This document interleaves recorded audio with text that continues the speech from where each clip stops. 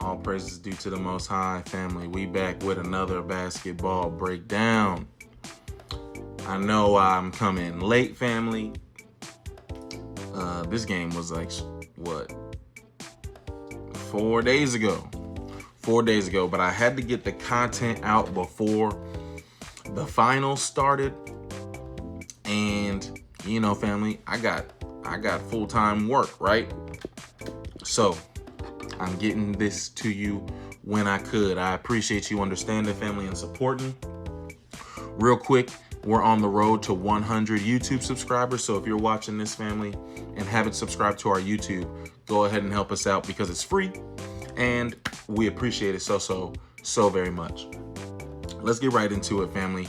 We're going to be talking about Game 7 of the Western Conference Finals. The Spurs defeated the reigning champs, the Oklahoma City Thunder, in a Game 7 in epic fashion. And then, family, we're going to be talking about what we're getting into starting tonight in Game 1 of the NBA Finals. The San Antonio Spurs are hosting the New York Knickerbockers. Okay, so family, I just want to put a bow on this, and just speak my piece. I feel like the Spurs fans, it understandably have a dislike for most of the teams that they're playing against, right? But sometimes, family, what I don't like, it's not everybody, and it's not just Spurs fans, right? But it's just kind of casual fans in general. They let this dislike for a team mask the skill that team is presenting, right? Like they'll downplay their skill or talent or performance. And so I just want to speak my piece and say, family, as someone who is rooting for the Spurs and as someone who's rooting for Wembanyama to just reach his full potential, I thought the Spurs were going. I didn't even see this series going 7 games, to be honest with you. I thought the Spurs were going to win it in a shorter series. So I find after this series, the Thunder have been more impressive than I thought before. Family, of course, this is like hindsight, right? Hindsight is 20/20 vision. But family, what we really saw was the Spurs go on offense and win Game 1. The following 2 games, family, was OKC going emergency, no holds barred, right? Why else did we see them empty the bench like that? Like what team does that? It worked for the Thunder because they have depth, but family, and because they won that game and set a record for bench points, I think we overlooked the state that the Thunder were actually in. I think they did a good job of bluffing and bolstering themselves, whereas really they knew what time it was. So Spurs come out taking Game 1. The Thunder say, "Oh no, we need to bring Game 7 energy in Games 2 and 3." They did just that. Then, family, you saw the back and forth. Game 4, Game 5, Game 6. It was just a heavyweight battle. It's just, the Thunder swung back, they were exhausted. Then the Spurs swung back, they got exhausted. Thunder, again, they got exhausted.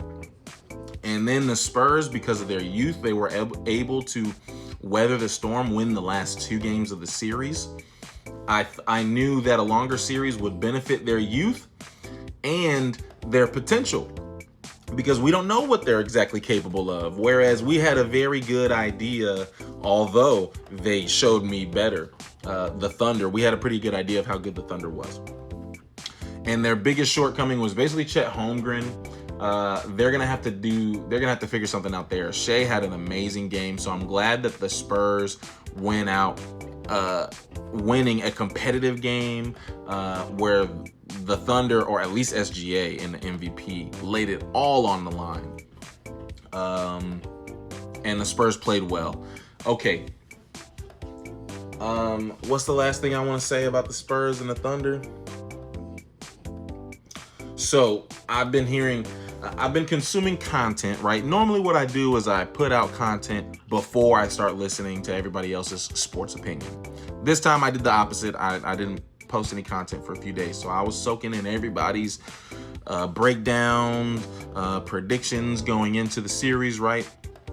One thing I thought was interesting, and I had to do some further investigation, was Brian Windhorst citing a 20-4 record, right?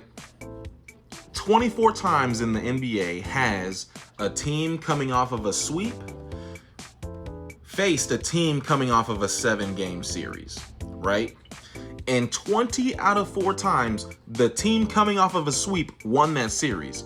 So I found that very interesting because I was curious, well, what proportion were those teams doing the winning were West or East teams, right? We know that's at least some important context. And so I didn't quite exactly find a trend in that way, but the very obvious trend, family, is the team that won had the best player. That's just how half of these teams first of all, I wasn't able to look at all 24 instances. I looked at more than half of them. Certainly the more recent ones, right? Some of them are too old to really get into. Family, half of these ones, like the last 14 or so, half of them are LeBron James. One time he lost, being the team that coming off of a sweep, he lost to the team that came off of a 7-game series. But most of the time it's been LeBron James coming off of a sweep, defeating the other team. Okay, when it's not LeBron James, it's like the league MVP or the team with the obviously better player. Right? We're talking like Dirk's Mavericks. We're talking about LeBron's Cavs, LeBron's Heat, Dwayne Wade's Heat. Right? We're talking about these types of Steph Curry's Warriors. Right? These types of teams where the team that won had the clearly better player. So the question now, family, is which team do you feel has the clearly better player? I understand that Knicks are going to make a case that Jalen Brunson is the best player on the court. I know Spurs fans are going to obviously disagree with that, right?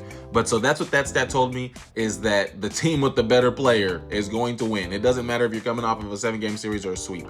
So I'm not worried about the Spurs coming off of a 7-game series. Again, family, we're talking about one of the youngest playoff teams ever, and we think that they're going to be tired. Okay.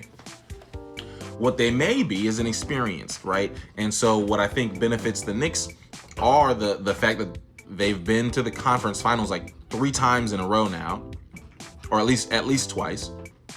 The time before that they made the semis, right?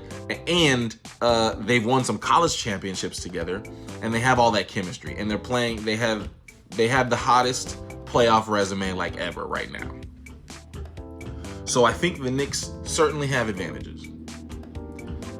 I think the Knicks are leaning on the regular season series. They have a mental advantage over the Spurs. But, family, these are obviously 2 completely different teams from when they were playing before. Victor Wembanyama is clearly the best player in the world. The Knicks are clearly the hottest playoff team ever, and Jalen Brunson is fighting to become the greatest Knickerbocker of all time. And that's what he will be if he beats Victor Wembanyama and secures the Larry O'Brien for New York for the first time in like 50 years.